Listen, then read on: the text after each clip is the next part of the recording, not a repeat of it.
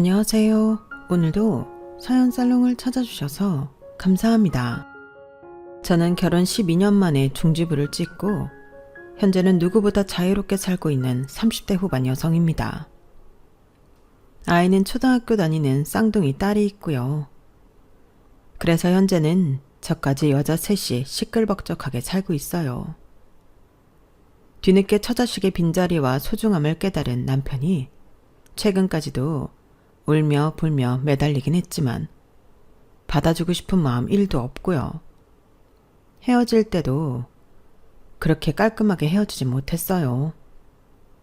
이혼 전에는 입만 살아서 자기가 엄청 쿨한 사람이라는 듯 입방정을 떨던 남편이었는데 진짜 헤어질 때는 그렇게 찌질할 수가 없더라고요. 그렇다고 제가 억지를 부리며 남편의 것을 뺏을 생각은 애당초부터 없었는데 그럼에도 불구하고 제가 유리하게 이혼이 성사된 건 사실이었어요. 그만큼 그 결혼 생활에 저의 기여도와 희생이 많았던 거죠. 하지만 남편은 인정할 수 없다며 저를 힘들게 했는데 나중엔 제 마음을 돌려 이혼 자체를 없던 일로 만들려 하더군요. 하지만 제가 미쳤나요?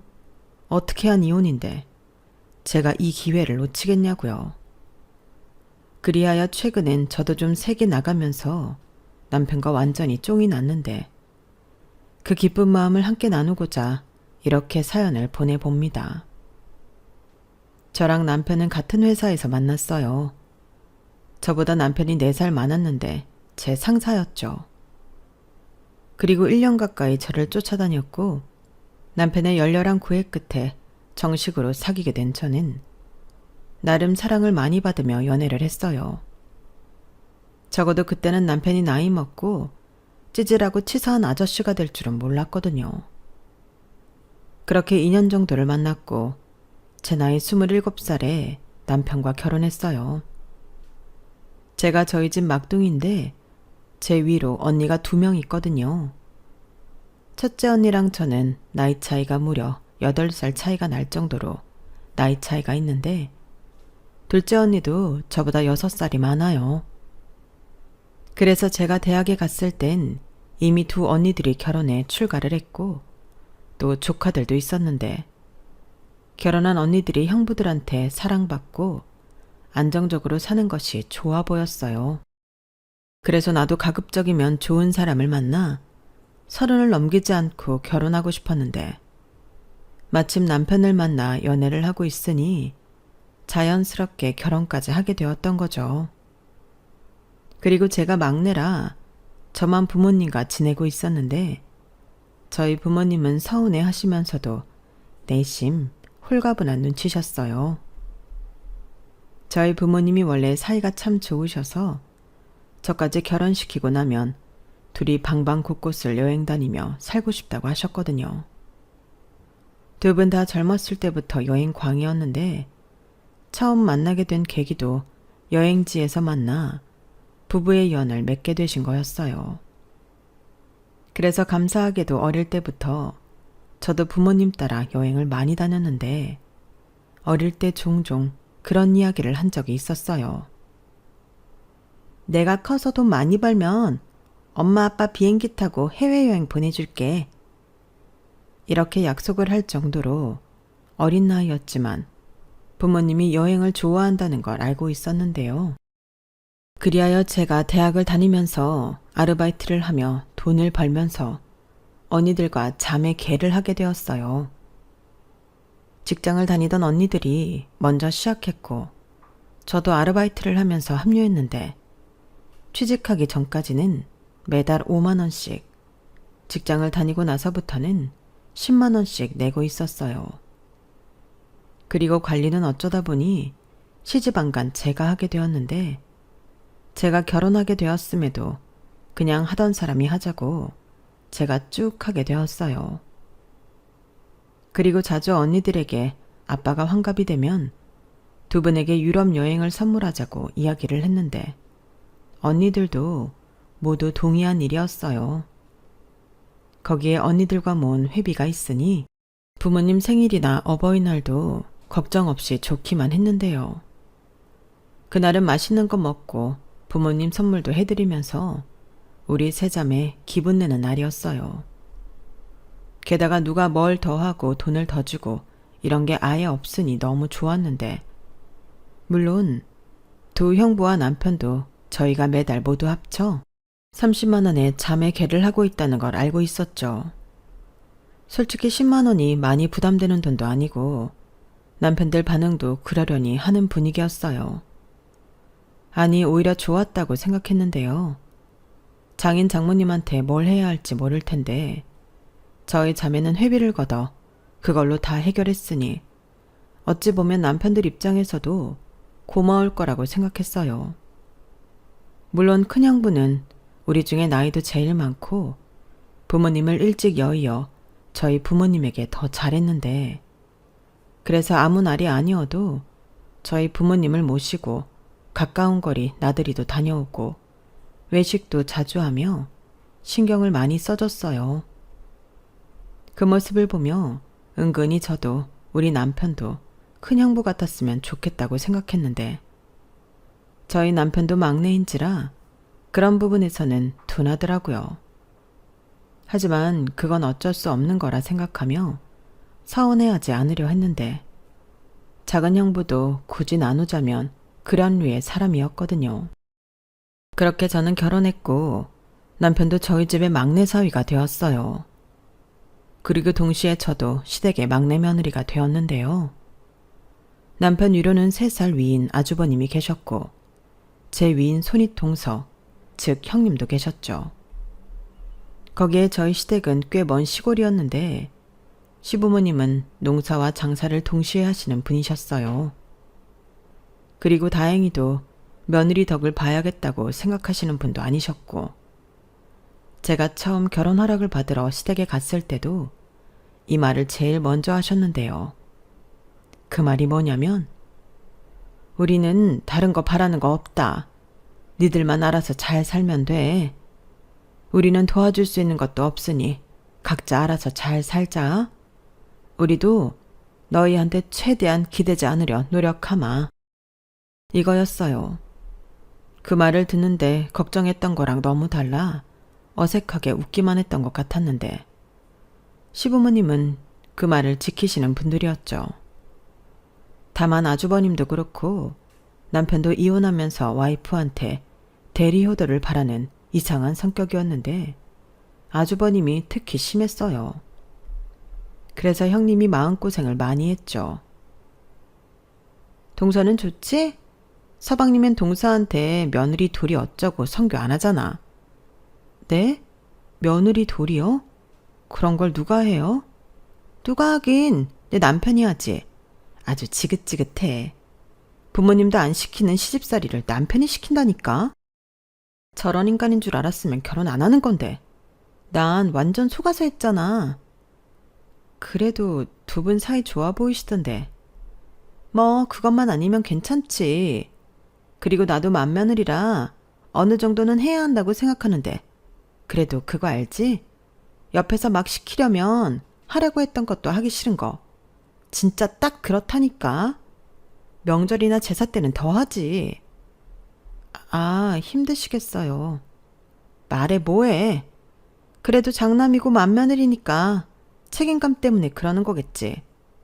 그리고 나도 인간적으로 우리 시부모님이 나중엔 그런 건 좀 알아주실 거라고 믿어. 동서, 말이 나와 하는 소린데 오해는 하지 말고 들어줘. 나는 동서랑 끝까지 사이 좋게 지내고 싶거든. 그리고 도리적으로 동서는 늦게 시집왔고 우리보다 시댁이라고 더 챙기는 것도 없으니 나중에 재산 가지고 싸우는 일은 없었으면 좋겠다. 내가 지금까지 말했잖아. 난 도리도 하고 또 남편한테 달달 볶인다고. 근데 우리랑 동서네가 유산이라도 똑같이 받아봐. 내 입장에서는 얼마나 억울하겠어? 동서도 그 부분은 동의하지? 그렇게 형님은 마음고생을 많이 하는 반면 자기 고생하는 걸 꼭 보상받겠다는 의지가 강했어요. 그리고 나중에 생각해보니 그건 그거대로 괜찮다는 생각이 들었는데요. 시부모님 재산에 욕심 있는 사람이 어련히 나보다 더 잘하려고 할까? 그러면 나는 재산만 양보하면 시댁 관련 일에는 크게 상관하지 않아도 될 것 같았는데요. 그래도 그때도 형님의 말투와 태도에 살짝 기분이 별로라 당시에는 긍정도 부정도 아니게 웃어넘겼어요. 일단 결혼 초반 양가의 분위기는 그랬네요. 그리고 쌍둥이를 낳기 전까지는 저희 부부는 맞벌이를 했는데 쌍둥이를 낳고는 도저히 직장을 계속 다닐 수 없어서 제가 회사를 그만두게 되었어요. 아무리 시터를 고용한다고 해도 그 비용이 만만찮은 게 이유였죠. 아이가 둘이다 보니 시터 이모님에게 드리는 비용도 달랐는데 그 돈이 제가 버는 돈을 고스란히 시터 이모님에게 들어야 하는 수준이었어요. 그래서 그렇게 남는 것도 없이 남의 손에 애 맡기고 사느니 엄마인 내가 애들을 보는 게 낫겠다고 생각이 들었는데 그 당시엔 남편 연명이 결혼 전보다 올랐기에 아이들이 커서 어린이집에 가기 전까지는 외벌이를 하자고 부부가 합의를 봤어요. 그러니 그때부터는 제가 남편한테 돈을 받아 생활하게 되었는데요.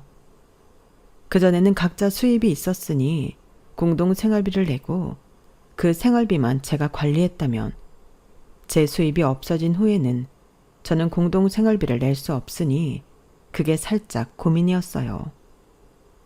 그때까지 남편의 인성을 믿었지만 돈을 벌다가 돈을 벌지 않으니 남편 돈으로 살면서 눈치 보고 무시당할까 걱정이 되었거든요. 그래서 직장을 그만두는 문제로 남편과 상의할 때 돈 얘기를 많이 했는데 남편이 대수롭지 않다는 듯 먼저 이렇게 말했어요. 뭘 그렇게 심각해. 내가 내 카드값이랑 보험비, 핸드폰비 같은 거 빼고 나머지는 자기 다 줄게. 자기가 거기에서 생활비 쓰고 자기 필요한 것도 하고 그렇게 하면 되잖아. 정말? 그럼 나야 고마운데 자기가 괜찮겠어? 안 괜찮을 게 뭐가 있어. 자기 뭐 집에서 놀고 먹고 싶어서 회사를 그만두는 거야? 아니잖아. 나 그렇게 후진 사람 아니거든.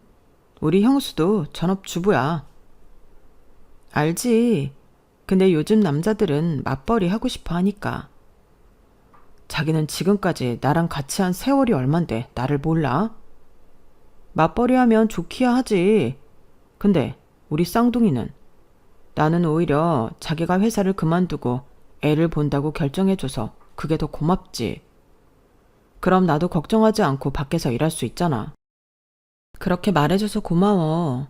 대신 자기가 힘들게 버는 돈이니까 내가 최대한 아껴 쓸게. 이렇듯 남편은 그 순간 쿨하게 제 걱정거리를 해결해줬고 저는 힘들지만 행복한 육아를 하게 되었는데 솔직히 마음이 행복하긴 했어도 몸은 엄청 힘들었어요. 아이들이 동시에 먹고 싸우는데 하루 종일 허둥거리는 기분이 들었죠. 그때 친정 언니들이 도움을 많이 줬어요.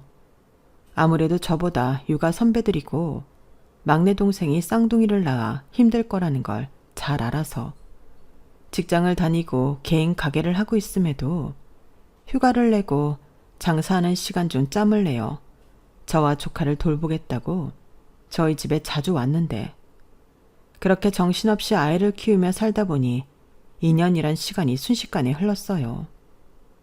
그 사이 아이들은 예쁜 짓도 많이 하고 어린이집에도 다니며 예전보다는 훨씬 인간적인 삶을 살 수 있었는데 문제는 제 취업이었어요. 아이들이 어린이집에 다녀도 하원 시간이 생각보다 빨랐고 그 시간에 퇴근할 수 있는 직업이 마땅하지가 않아서 고민을 했는데 남편은 계속 아이를 봐도 괜찮다고 했지만 스스로 용납이 되지 않았어요. 그래서 그때는 취업까진 어렵고 아이들이 어린이집에 있는 시간에 할 수 있는 파트타임, 즉 아르바이트를 구했는데 그것도 경쟁이 치열하더군요. 저 같은 작은 금액이라도 벌어보겠다는 애기 엄마가 많았거든요. 그리하여 한 10군데 넘게 돌아다니다 마트 안에서 판촉과 시식 등을 맡아 하는 파트타임을 하게 되었는데 모처럼 일을 하니 신이 났어요. 거기에 무엇보다 제가 돈을 버니 개인적으로 쓰고 싶은 옷이나 화장품 같은 걸 사도 남편한테 덜 미안했는데요. 그러다 아이들이 유치원에 입학하면서 저는 정식으로 취직을 했어요. 경단녀가 되어 다시 취업을 하기가 정말 힘들었지만 눈높이를 낮추고 또 틈틈이 업무에 관한 사전 지식 및 공부를 하니 그게 도움이 되었어요. 그렇게 저는 다시 일을 하는 직장인이 되었고 다시 맞벌이를 하니 집에 경제적으로 여유도 생겼는데 그러니 남편도 아주 티나게 좋아하더라고요. 말로는 와이프가 능력이 있다는 것이 증명되어 좋다고 하지만 저도 척하면 척인데 그 말을 믿진 않았죠.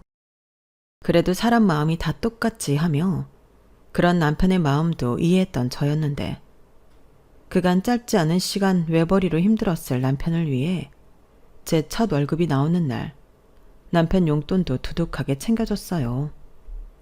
그러면서 다시 각자의 수입은 각자 관리하고 생활비와 아이들 교육비를 추가로 우리 부부가 공동으로 내기로 하면서 제가 남편에게 월급 통장을 돌려줬는데 그때는 남편이 좋아서 입이 아주 귀에 걸리더군요. 물론 저도 사람이라 이참에 제가 경제권을 모두 갖고 돈을 관리하고 싶은 마음이 없진 않았어요. 하지만 저도 돈 버는 게 힘들다는 걸 알고 또 자기가 번 돈, 자기가 관리하는 게 맞다 싶어 남편에게 월급 통장을 돌려줬는데 그 후에 엄청난 일이 벌어질 거라는 건 알지 못했어요. 그리고 다시 맞벌이 부부로 돌아가면서 유치원에 다니는 아이들이 갑자기 아프거나 둘 다 야근을 해야 할 때면 발을 동동 구르며 친정 친구들에게 의지하며 지냈는데 그때까진 큰 불만은 없었어요. 다른 사람보다 행복하다고는 말하기 어려워도 다른 사람만큼은 산다는 그런 생각으로 살았거든요. 그러다 아이들이 초등학교에 입학했고 그때는 진짜 죽을 맛이었는데 학교 가면 더 수월해질 줄 알았더니 그게 더 문제였어요. 일단 학교 시간이 너무 빨랐고 그 두 아이를 학원으로 돌리며 케어를 하려고 하니 매일이 전쟁이더라고요. 엄마, 나 학원 안 갈래. 집에 가서 다른 애들처럼 간식 먹고 놀고 싶어. 엄마, 나도 힘들어서 학원 가기 싫어. 학원 가면 캄캄해질 때까지 집에도 못 가잖아. 이렇게 제 핸드폰에 불이 나는데 좋게 달래는 것도 한두 번이지. 정말 돌을 닦는 마음으로 아이 둘을 키웠어요. 하지만 남편은 그런 고충도 모르고 평소와 다르지 않은 직장 생활을 했는데 뻑하면 회식이다 모임이다 하면서 집안일은 관심도 갖지 않았어요. 독박육아라고 하잖아요.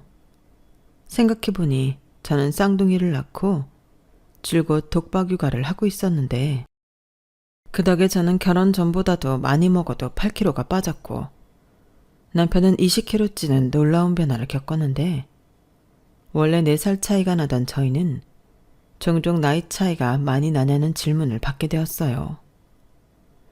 그때면 남편이 아니라고 정색도 많이 했는데 속으로 엄청 고소했죠. 그렇게 평범한 저의 결혼 생활이 이어졌어요. 형님이 있고 또 형님이 대부분 알아서 했지만 그래도 며느리라 어느 정도의 스트레스는 받고 살았고 남편과도 사이가 좋았다가 나빴다가 싸웠다가 화해했다가를 반복하며 살았는데 그러던 중 시부모님보다 나이가 많던 저희 아빠가 양가 부모님 중에 가장 먼저 환갑을 맞이하게 되었어요. 그리고 저희 자매는 기쁜 마음으로 저희들이 모은 회비를 사용해 친정 엄마까지 해서 두 분이 동유럽 투어를 다녀올 수 있는 여행을 계획했는데요. 패키지는 힘들 것 같아서 두 분이 다니시되 안전을 위해 현지 여행사에서 문의해 전담 한국어 가능한 가이드까지 붙여 6박 7일 여행 코스를 짰는데요. 언니들과 모여 비행기와 호텔, 또 여행 코스를 짜며 얼마나 행복했는지 몰라요. 물론 정말 많은 돈이 한꺼번에 나가야 했지만 두 분이 프라하 성에서 야경을 보며 행복해하실 모습을 상상하며 설레는 마음으로 저희 부모님 맞춤 여행을 계획했는데 다행히 그간 자매들이 모은 회비가 상당히 많아 추가 비용이 들지 않았어요. 그리고 이윽고 식구들끼리 친정아빠 환갑을 맞이해 밖에서 외식을 하는데 남편이 걱정이 되었는지 물어보더라고요. 아니, 내가 그동안 신나게 나랑 언니들이 모은 돈으로 해외여행 보내드릴 거라고 몇 년을 떠들었는데 이 사람은 이제 와서 이걸 또 물어보지 싶었는데 그래도 좋은 날이니만큼 남편한테도 저희 자매가 준비한 여행에 대해 설명을 해주었죠. 그러자 제 말을 듣고 입이 떡하고 벌어졌던 남편이었는데 저는 그게 일종의 놀라움 같은 감탄이라고 생각했죠. 그런데 그게 아니더군요. 남편은 저희 아빠 환갑이라는 것도 잊은 듯 식사 자리 내내 표정이 어둡고 말도 하지 않았어요. 그리고 대망의 우리 자매들이 부모님을 위한 부모님 맞춤 여행에 대해 말을 하니 저희 엄마는 눈물까지 흘리며 좋아하셨는데 진심으로 기뻐하고 박수 쳐주는 형부들과 달리 남편은 소주잔만 계속 홀짝이고 있더라고요.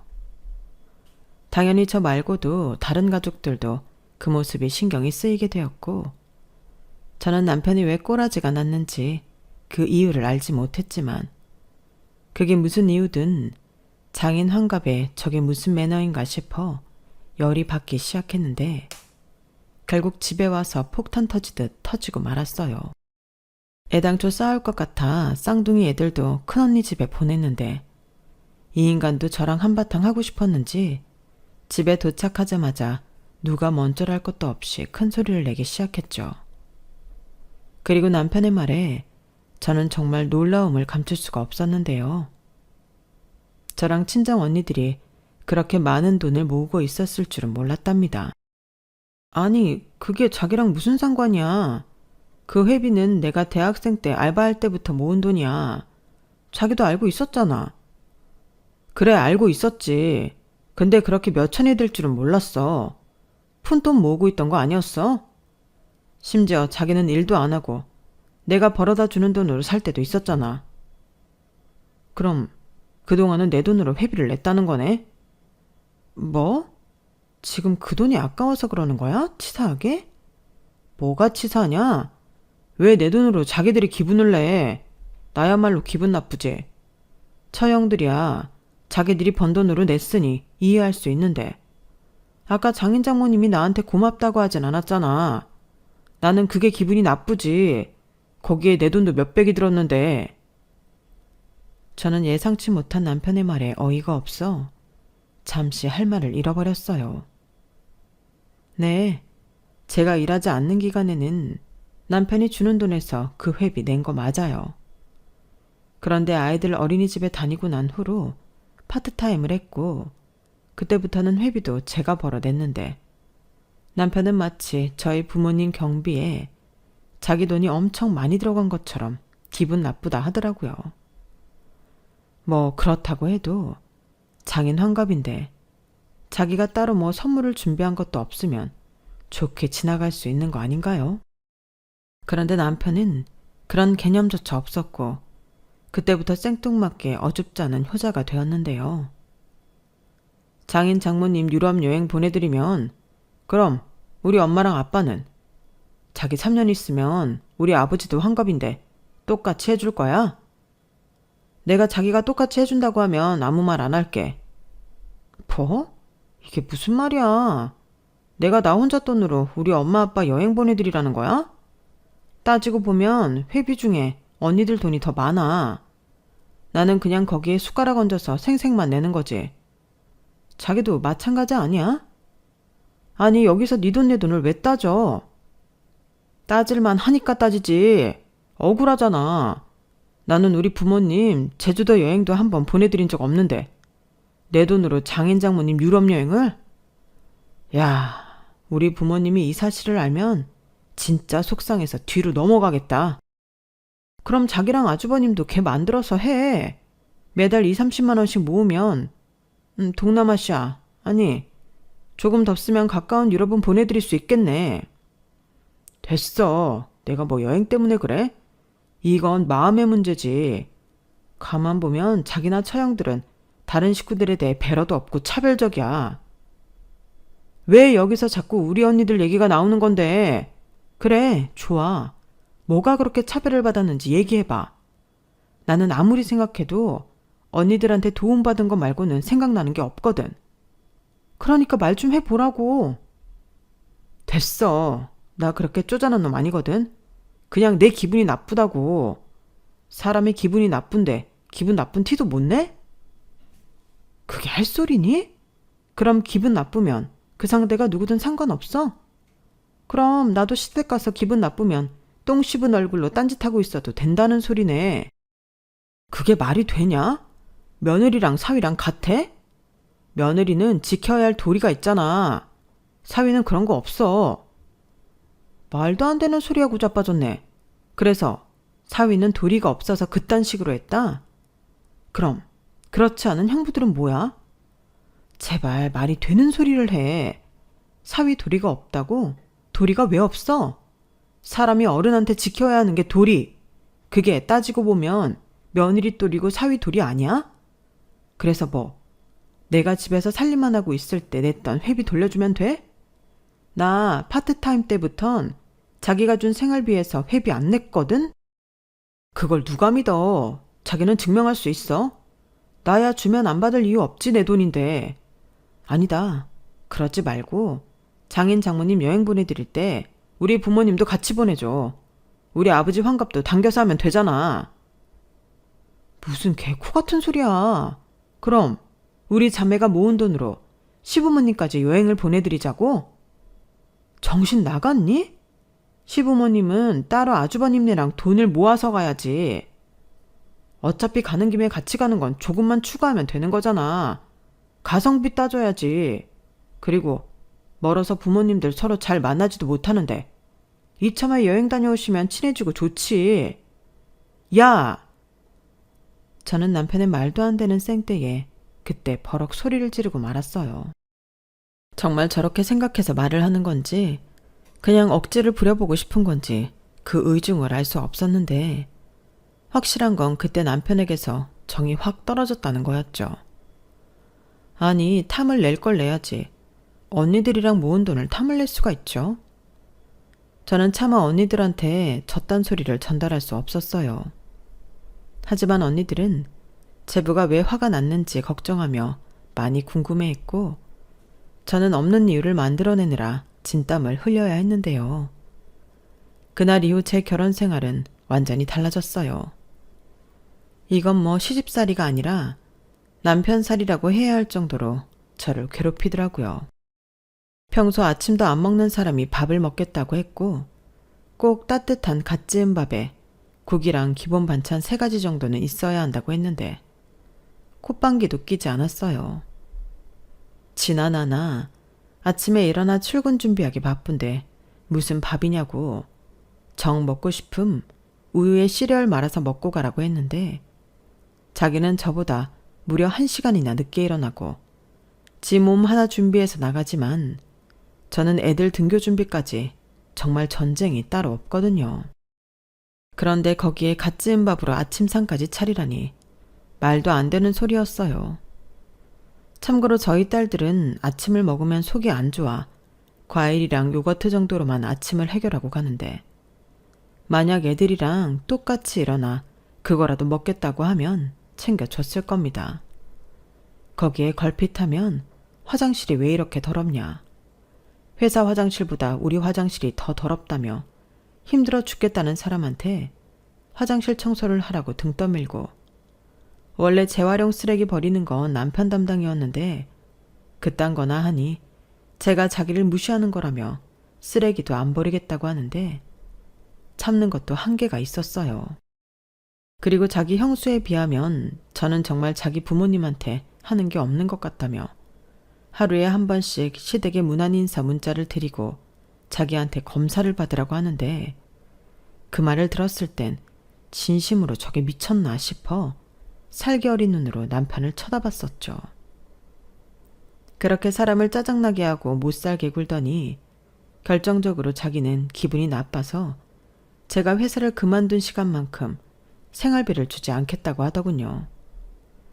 거기에 파트타임은 끼면 안 되니 정확히 5년 동안 생활비와 아이 교육비를 주지 않겠다고 선언했는데 그땐 저도 완전히 뚜껑이 열려서 이렇게 말했어요. 내가 놀았어? 나는 그때 내 개인적으로 쓰는 돈 없이 생활비 쓰고 애들 키웠어. 전세자금 대출금이랑 공과금도 내고 살았잖아. 그거 다 알면서 어떻게 그런 말을 해? 그럼 나더러 혼자 벌어 그걸 다 하라고? 그럼 생활비 안 내놓는 대신 내가 했던 대로 자기가 살림하고 애들 키울 건가 보지? 그래, 나도 돈 안 벌고 집에서 애나 보고 쉴 수 있으면 5년 동안 쉴래. 나는 뭘 위해서 그동안 참고 돈을 번 거야? 장인 장모님 여행 보내드리려고 그랬나? 뭐? 진짜 치사하다. 아니 그 정도까지 찌질하면 그건 정신병이지. 됐어, 관둬. 생활비랑 애들 교육비도 안 주고 싶은 거지? 그럼 내가 왜 자기랑 살아야 할지 모르겠네. 헤어지자. 너 참, 그렇게 말하면 내가 무서워할 줄 알아? 아니, 이왕 모은 그 돈에 우리 부모님까지 껴서 여행 보내드리자고. 아님 내 몫을 달라니까? 그럼 나도 그 돈 받아서 우리 부모님한테 효도나 해야겠다. 며느리는 친정시댁 차별하니까. 진짜 끝까지 유치하게 이럴래? 정말로 그 돈 받길 원하는 거야? 당연하지. 자그마치 5년치 회비야. 내가 계산을 해봤는데 매달 10만 원씩 내는 거라고 했지? 그럼 딱 600만 원이네. 계산을 할 거면 똑바로. 나 파트타임하고 나서는 생활비에서 회비 안 냈거든? 그럼 5년이 아니라 2년이야. 240만 원이네. 에이, 그렇다는 증거 있어? 있지. 통장에 다 찍혔는데. 가만히 있어봐. 내가 보여줄 테니까. 저는 너무 열받아서 떨리는 손가락을 겨우 붙들고 제 개인 계좌에 로그인을 했어요. 그리고 그때 당시 파트타임으로 번 돈과 그 통장에서 이체한 내역까지 꼼꼼하게 챙겨서 보여줬는데 정작 눈에 불을 켜고 봐야 할 남편은 보는 둥 마는 둥 하더군요. 애당초 5년이라고 우길 생각이었던 거예요. 그런 마음을 모를 처도 아니었죠. 그래서 내친 김에 남편 계좌로 바로 240만을 보내줘버렸는데 남편이 자기 핸드폰에 뜬 알람을 보고 아무 말도 못했어요. 입금한 거 확인했지? 이제 우리 엄마 아빠 여행에 자기 돈 10원도 한 장 안 들어갔으니까 그만 떠들어. 그리고 나 이혼하겠다는 거 그냥 하는 말 아니거든? 생활비도 못 주겠다는 남편이랑은 더는 살고 싶지 않으니까 그런 줄 알아. 그런 줄 알라고 하면 내가 뭐 순순하게 이혼해 줄 줄 아냐? 그리고 믿지 않겠지만 나는 돈 때문에 그런 게 아니야. 웃기고 자빠졌네. 돈 때문에 그런 게 아니라고? 너는 양심도 없냐? 돈 때문에 그런 거 다 알거든? 어디 그 돈으로 효자 노릇 잘해봐. 저는 그렇게 말하고 아무런 미련도 없이 제 짐과 딸아이 짐을 쌌어요. 처음엔 딸들도 당황하고 엄마 그러지 마. 엄마 화났어? 우리 어디 가? 이런 식의 말을 했는데 제가 너무 힘들어 언니들에게 SOS를 치니 언니와 형부들이 바로 저희 집으로 들이닥쳤죠. 그리고 상황을 몰랐기에 언니들이 둘이 싸웠냐며 저를 말리려 했지만 제가 그간 있었던 일을 말하려 하는 순간 남편이 성질을 버럭 내며 집을 나가더군요. 도둑이 지발절인 거죠. 그러면서 그날 저녁 문자로 저에게 뭐라고 한 줄 아세요? 제가 치사하게 친정 식구들을 불러 자기를 곤란하게 만들려 했답니다. 그래서 자기는 오기가 생겨 더 이혼할 생각이 없고 애들도 넘겨주지 않을 거라고 했는데 저는 그 문자 보자마자 변호사 사무실 쫓아가 이혼 상담 받았어요. 아빠 노릇이라고 돈 벌어다 주는 것 말고는 없었고 거의 저 혼자 미혼모처럼 아이들을 키웠는데 딸들을 뺏길 수 없었거든요. 그리고 고민하다 시부모님에게도 연락을 드렸어요. 어머니, 죄송한 말씀을 좀 드려야 할 것 같아서 고민 많이 하고 전화드렸어요. 왜? 무슨 일 있냐? 그게요. 제가 애들 아빠랑 더는 살기가 어려워서. 저는 차분히 그간의 일들을 자세하게 설명드렸어요. 그러면서 감정이 올라와도 남편에 대한 나쁜 말은 최대한 하지 않으려 노력하며 팩트만 전달했는데 시어머니가 아무 말씀도 안 하시더군요. 그래서 전화가 끊어졌나 싶을 정도의 긴 침묵이 이어졌어요. 그리고 이윽고 시어머님이 말씀을 하셨는데요. 네 마음은 이미 굳어진 거냐? 다시 생각할 여지가 있는지 물어보는 거야. 죄송해요. 제 마음은 이미 확실해졌어요. 그래, 알았다. 그동안 못난 내 아들이랑 살면서 네가 고생이 많았구나.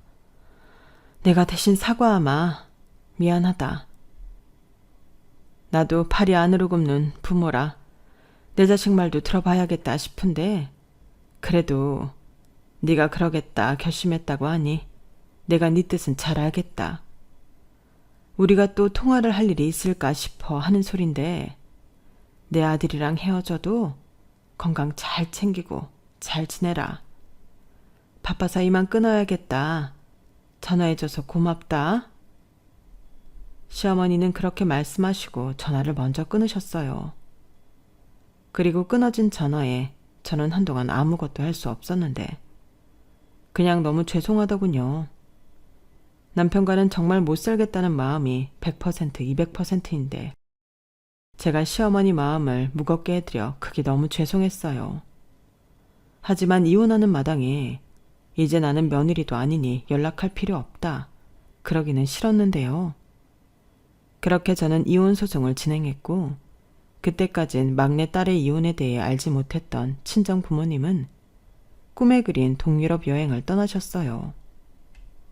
제가 언니들에게 친정 부모님 돌아오면 그때 말씀드리자고 했거든요. 그리고 저는 큰언니 집에 애들이랑 있었는데 당시 큰언니가 몸 상태가 나빠져 1년의 휴직계를 냈고 그 덕에 언니가 저희 아이들 케어까지 하게 되었어요. 언니 미안해. 언니 쉬고 싶어서 낸 휴가인데. 됐어. 뭐 옛날 같은 갓난아이도 아니고. 너 회사에 가 있는 동안인데 내가 내 조카들 못 볼까봐? 나도 무료하지 않고 좋아. 내가 딸이 없잖냐? 아들만 둘을 키웠더니 재미 하나도 없었는데. 예빈이 예솔이 보고 있으면 너랑 은혜 어릴 때 생각나서 재밌어.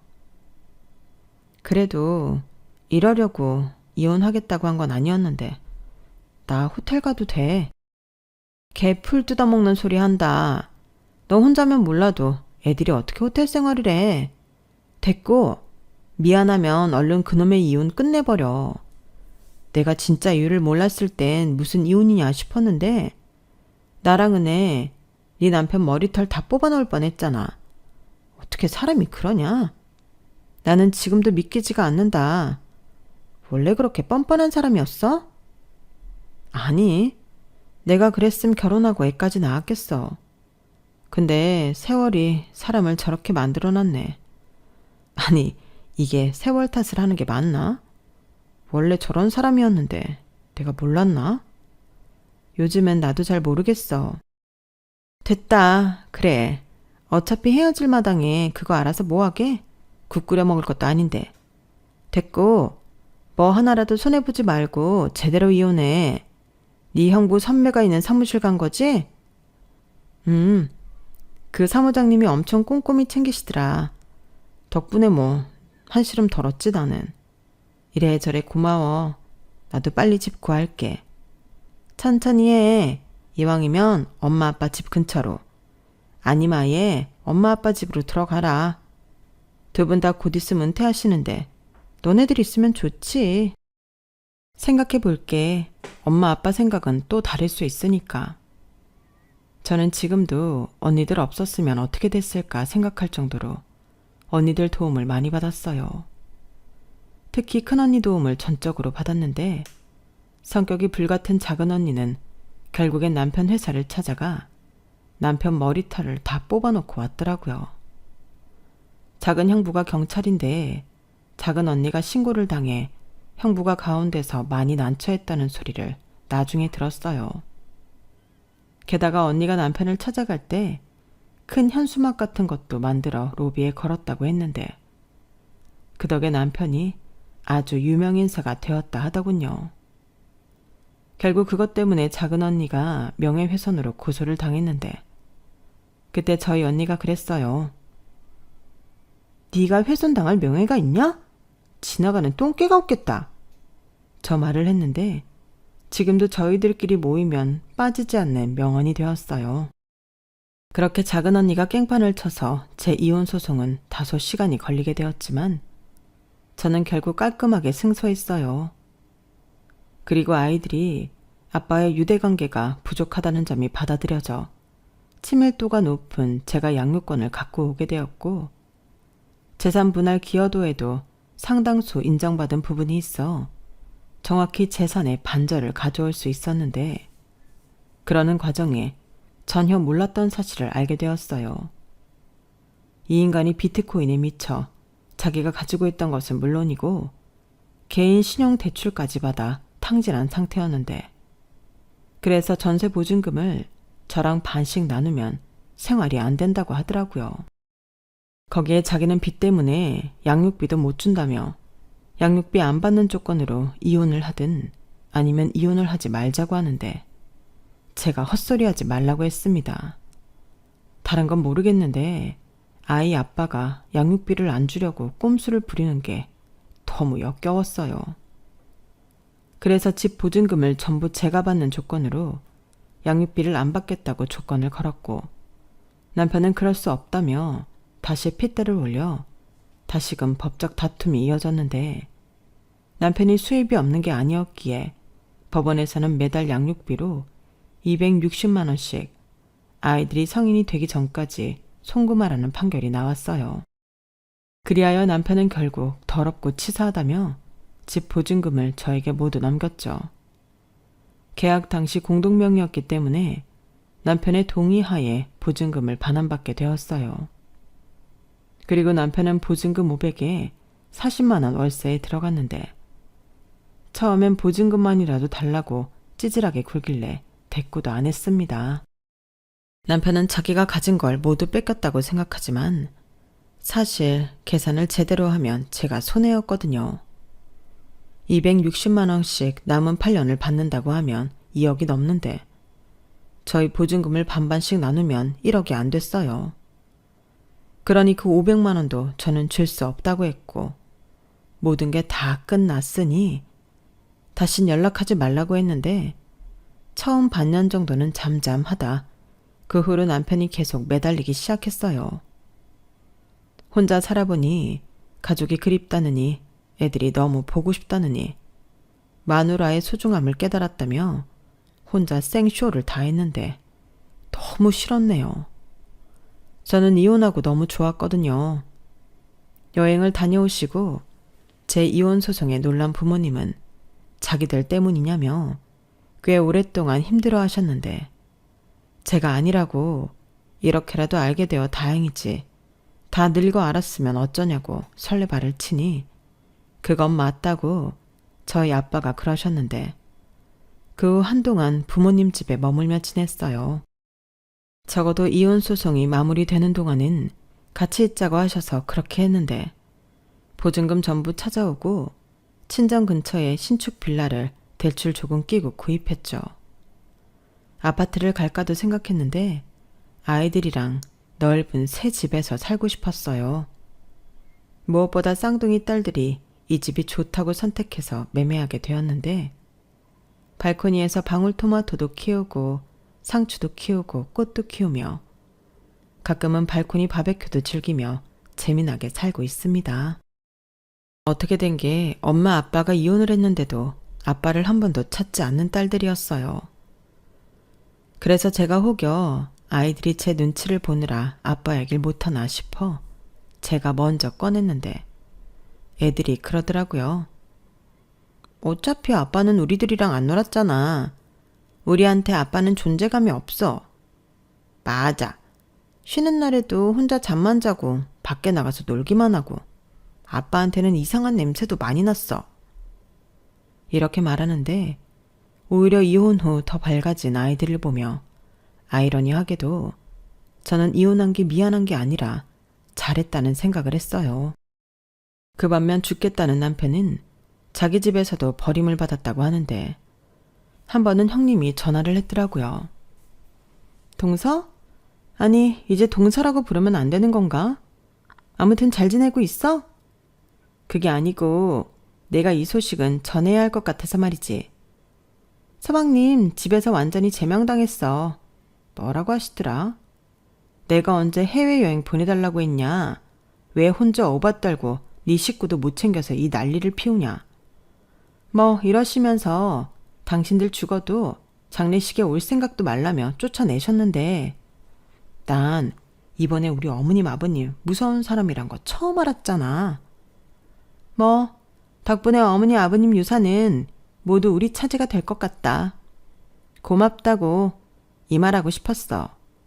이제 형님 동서지간은 아니지만 잘 지내. 더 멋진 사람 나타나면 연애도 하고. 그럼 끊는다. 형님은 저 말을 신이 나서 저에게 하셨는데 나중에 남편이 뭐라 변명하는 말을 종합해 볼 때 돈이 없어 자기 집에 손 벌리러 갔다가 완전히 제명을 당한 거더라고요. 그리하여 빚 때문에 알거지가 됐는데 뭘 어떻게 했는지 갚아도 끝이 보이지 않는다며 저에게 돈을 빌려달라고 했어요. 제가 미쳤습니까? 저런 인간에게 돈을 빌려주게요.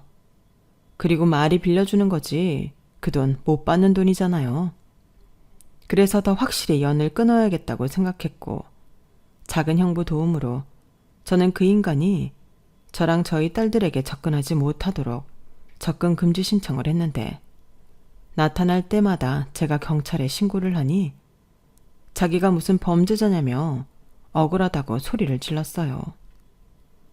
그리고 형부가 찾아가 돈 100만 원 찔러주며 다시는 저 찾아오지 말고 다음에 또 걸리면 돈도 돌려받고 있는 거 없는 거 탈탈 털어 진짜 전과자 만들어주겠다고 협박을 했다는데 눈앞에 놓인 돈에 눈이 돌아 알겠다며 각서에 지장을 찍었대요.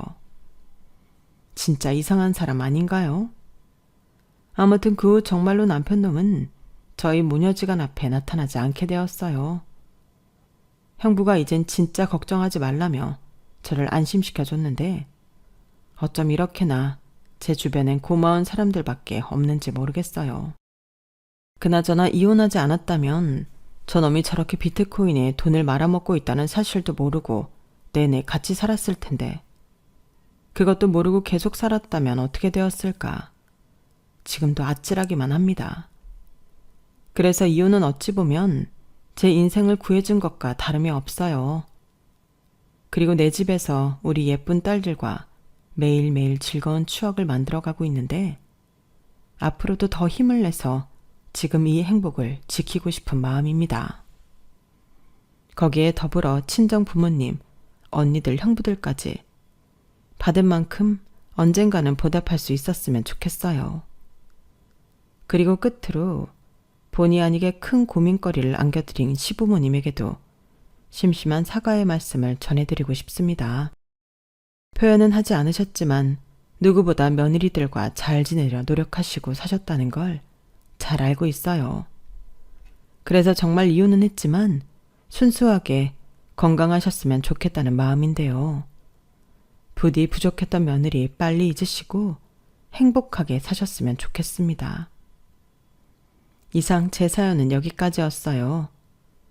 결혼 전부터 모았던 친정 회비 때문에 이혼하게 될 줄은 몰랐는데 제 사연 어떻게 들으셨는지 궁금합니다. 저는 지금도 아주 잘 지내고 있고 앞으로도 남편 없이 더 보란듯이 잘 살 거예요. 그리고 우리 딸들에게도 든든한 버팀목이 되어주는 게 현재 목표인데 제가 제 목표를 끝까지 잘 지켜낼 수 있도록 많은 응원 부탁드립니다. 그럼 지금까지 제 사연 들어주셔서 감사드리고요.